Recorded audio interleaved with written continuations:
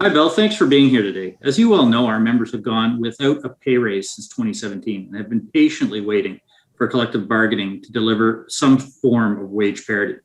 Where are we in the bargaining process, and why is this taking so long?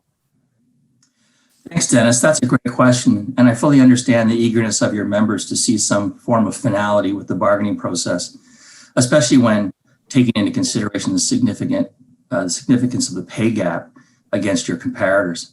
First, a few things need to be put in context. After an extended certification process of over 3 years, the NPF was finally certified and served notice to bargain to the Treasury Board in June of 2019. It then took until January 2020 for the NPF members to elect the first ever board of directors. At this point, a collective bargaining committee was established, co-chairs were selected, and a support staff such as Nini Jones, Chris Rutham, Andrew Reinhold Montague, and myself were brought on board to assist. Then everybody rolled up their sleeves and got down to business, reviewing and dissecting numerous other law enforcement collective agreements from coast to coast and all of the RCMP policies. That information was then used in combination with what had been advanced by members at town halls or in response to surveys. The collective bargaining committee went on to develop a comprehensive proposal of items that were both required in an agreement and that you, the membership, had asked for improvements and enhancements to.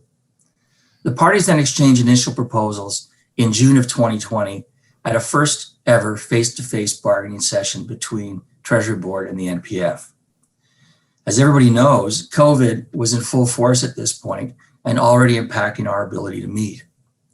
Virtual meetings became the way to do business, and additional bargaining sessions took place in September, October, December, January, March, April, with further sessions scheduled for May and June, and tentative dates for the future. Ultimately, the reason that this is taking so long is that it is not only pay that is part of this agreement. We also need to build and negotiate an agreement from the ground up.